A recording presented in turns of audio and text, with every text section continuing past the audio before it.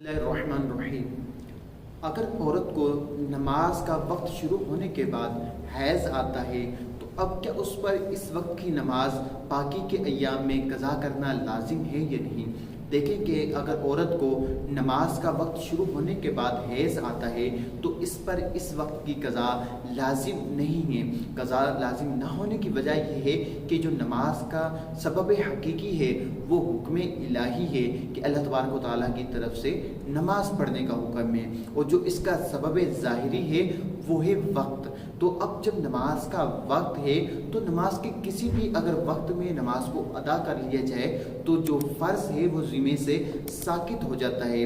تو جب نماز کا وقت موجود ہوتے ہوئے کوئی ایسا عذر آ جائے کہ جس کی وجہ سے نماز ساقط ہو جاتی ہے تو وہ نماز معاف ہو جاتی ہے۔ تو جب عورت کو دوران نماز یا نماز کا وقت شروع ہونے کے بعد حیض آ جاتا ہے تو اس پر وہ نماز جو ہے معاف ہو جاتی ہے اور اس پر اس کی قضا لازم نہیں۔ اللہ تعالیٰ مجھے اور آپ کو دین متین پر چلنے کی توفیق عطا فرمائے، آمین بجاہ نبی الامین۔